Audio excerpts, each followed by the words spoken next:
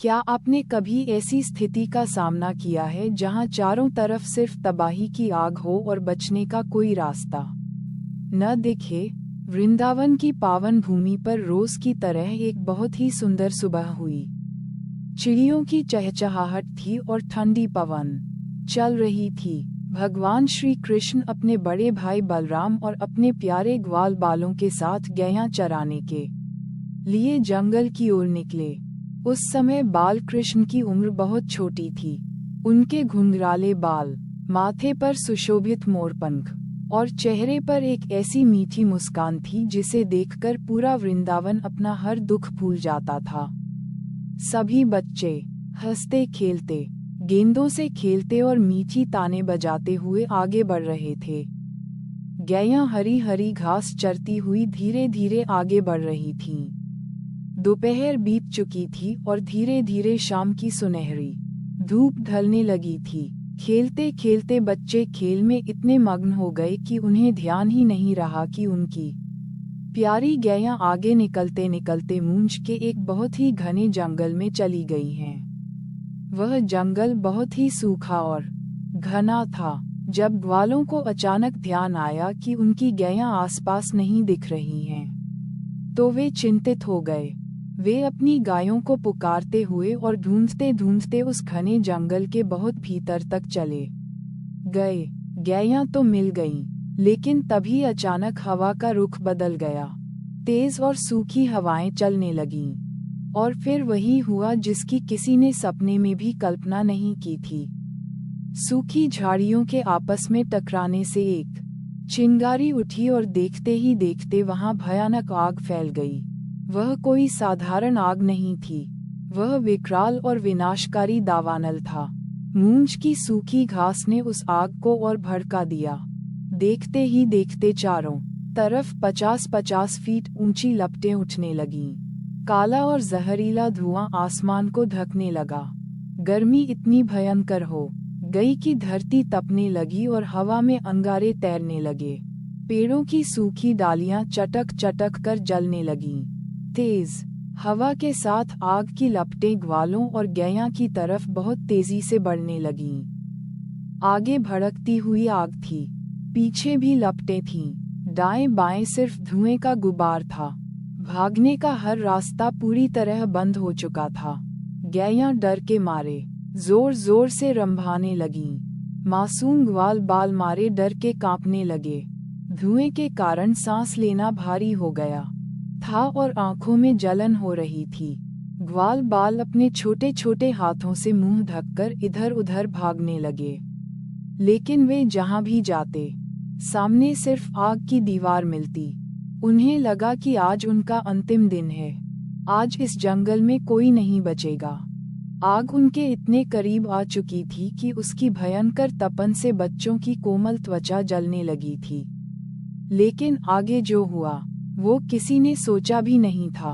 अपनी आंखों के सामने निश्चित मौत को देखकर ग्वाल बालों को केवल एक ही आश्रय याद आया। वे रोते हुए अपने कन्हैया की ओर भागे। उन्होंने कन्हैया को चारों तरफ से घेर लिया और कांपती आवाज में चिल्लाने लगे, हे कन्हैया, हे बलराम, हमें बचा लो, ये दावानल हमें निगल जाएगा। हमारी प्यारी गैया जलकर भस्म हो जाएंगी। तुम्हारे सिवा इस दुनिया में हमारा कोई रक्षक नहीं है। उन छोटे छोटे बच्चों की आंखों में मौत का भयानक डर था, लेकिन साथ ही कन्हैया के प्रति एक अटूट विश्वास भी था। वे जानते थे कि अगर इस विनाश से कोई उन्हें बचा सकता है, तो वह केवल उनका कन्हैया ही है। श्री कृष्ण ने अपने प्राणों से प्यारे सखाओं की आंखों में वो खौफ और लाचारी देखी। उनका कोमल हृदय अपने भक्तों का दुख सह न सका। लेकिन आश्चर्य की बात ये थी कि कन्हैया के चेहरे पर जरा भी घबराहट या डर नहीं था।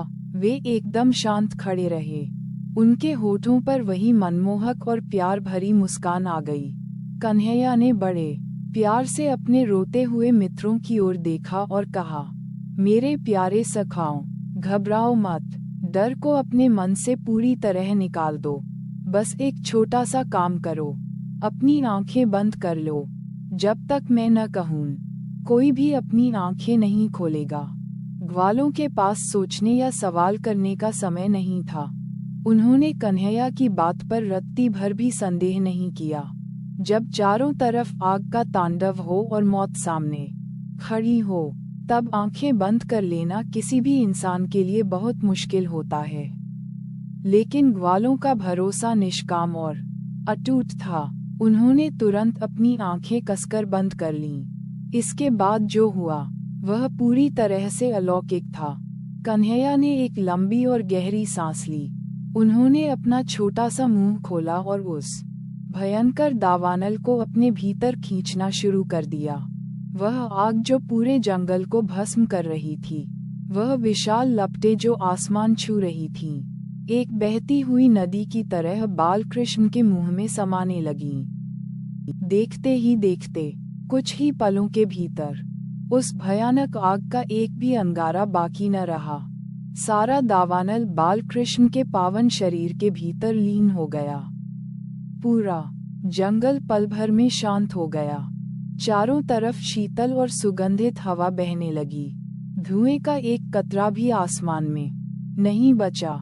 कन्हैया ने मुस्कुराते हुए कहा, मेरे प्यारे सखाओं, अब अपनी आंखें खोल लो। जब ग्वाल बालों ने धीरे धीरे डरते हुए अपनी आंखें खोलीं, तो वे दंग रह गए। उनके सामने न आग थी, न धुआं था और न ही कोई तपन थी। जंगल वैसा ही सुंदर, हरा भरा और शीतल था जैसा सुबह के समय था। उनकी गैयां आराम से हरी घास चर रही थीं। ग्वाल बाल खुशी से उछल पड़े। उन्होंने दौड़कर कन्हैया को अपने गले से लगा लिया। उनकी आंखों से आंसू बह रहे थे, लेकिन इस बार वे डर के नहीं, बल्कि अगाध प्रेम और कृतज्ञता के आंसू थे। उन्हें समझ आ गया था कि जब तक कन्हैया उनके साथ हैं, दुनिया की कोई भी आग उनका बाल भी बांका नहीं कर सकती। इस कथा की सीख यही है कि जब चारों तरफ दुख या मुसीबत की आग भड़क रही हो, तो घबराओ मत, ईश्वर पर पूरा भरोसा रखो। हरे कृष्ण। अगली कथा में फिर मिलते हैं।